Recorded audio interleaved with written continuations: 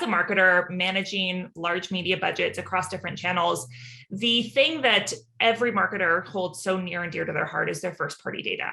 And how can you leverage that data and really have that competitive edge based on the information that you know about your customers or your prospects? And how can you really more effectively fine tune your strategy, but then also make the most out of your budget?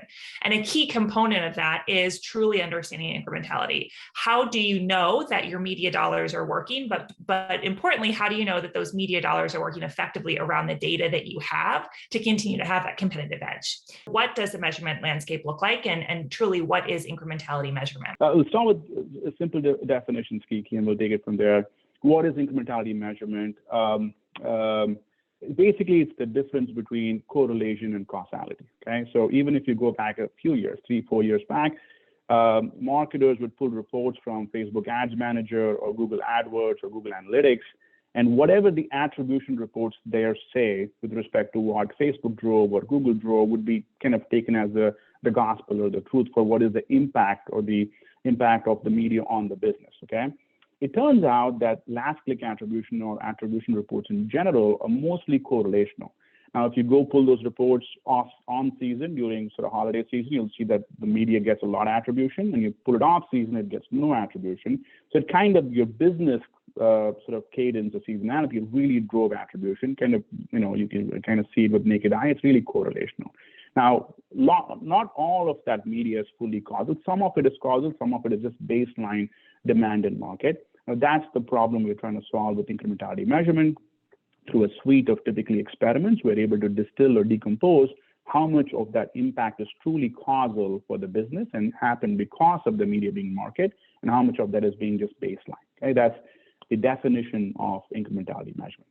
And so, Chris, I would love your sort of take on your perspective of measurement, and most specifically, what is most important for marketers to think about when they think about their measurement program.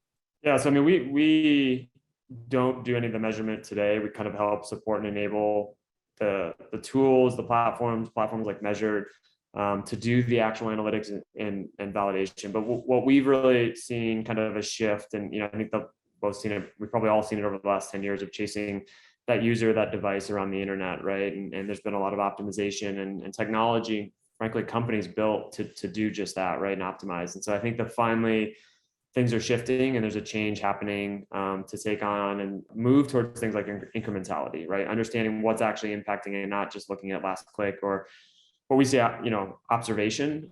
So everyone feels like they can trust, and you've got the Adobes and the Google Analytics of if we saw something happen, we can believe it. And things are finally, because of the changes with, Apple and some of the things coming with Google at some point, right? And everyone almost becoming their own walled garden, if you will, right? Even some of these media networks, you look at Walmarts and the Targets of the world are becoming, very large media networks, if you will. It's creating a real challenge for marketers to understand what's working. And for us, that's really about helping them put in place standards so they can understand the inputs.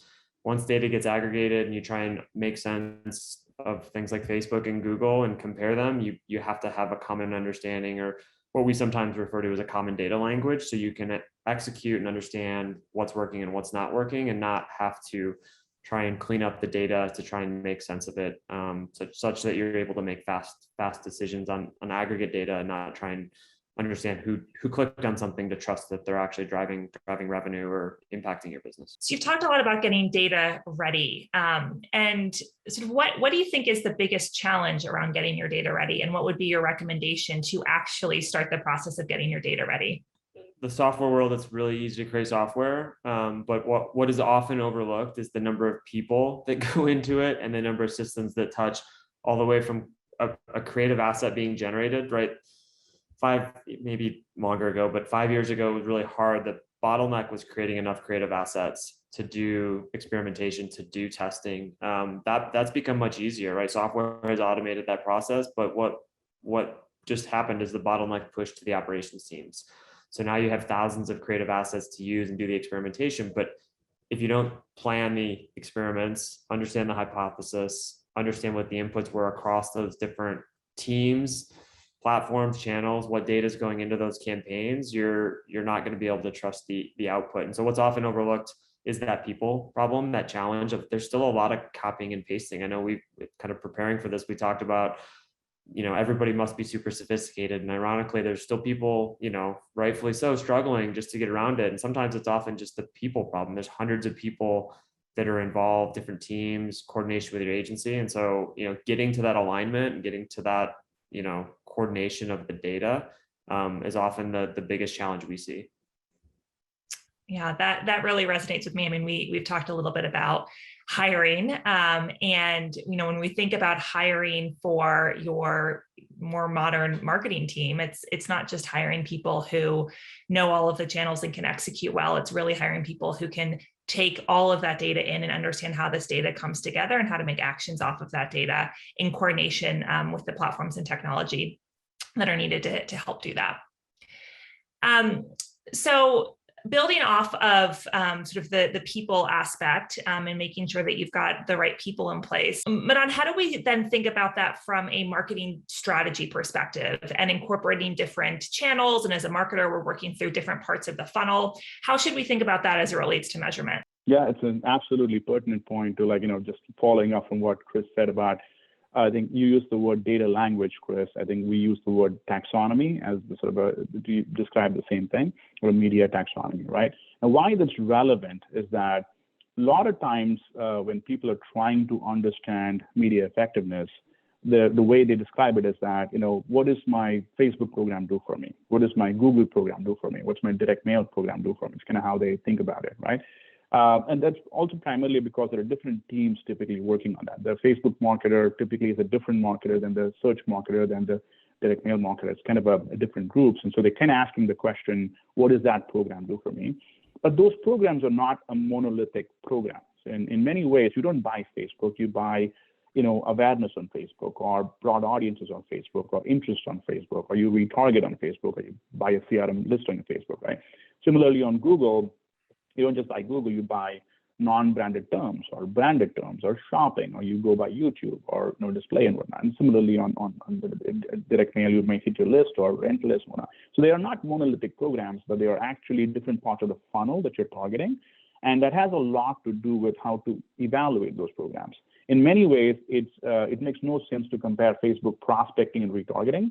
It makes more sense to compare Facebook retargeting and YouTube retargeting. Facebook prospecting and YouTube prospecting, and so on and so forth. So the taxonomy becomes pretty important in describing what part of the funnel the media is targeting and what are like-for-like media channels to compare in relation to each other, right? It's pretty hard to do without clean taxonomy, as Chris would point out, because if you just look at all of Facebook in one sort of lump, it kind of makes no sense, and there's so many variables to that, it kind of misses the point of what you're trying to evaluate, right? So it's a big part of it. Also, another important aspect that goes into it is incrementality is very different by the funnel position, right? Retargeting audiences are by definition pretty endemic to you, which means they came to your site, they already know your brand, so they have a lower incrementality to media compared to prospecting audiences who don't know much about you and have a much likelihood to create business impact with media, right? So the incrementality assumptions are much higher as you go up at the top of the funnel, and much lower as you go towards the bottom of the funnel. And both of these combinations of funnel and incrementality expectations are very different sort of impact of understanding of the efficacy of media, and of course, which has an impact on how we allocate budgets and manage your budgets and so on and so forth, right? So data hygiene plays a big role, and we spend a lot of time with clients and with the processes to kind of put that in place so we can get the right like-for-like apples-to-apples comparisons among media, so you can actually get, that's where really the magic happens, when you put all of it together and bring very different media types, TV and direct mail and search and, Facebook, all in an apples-to-apples kind of currency.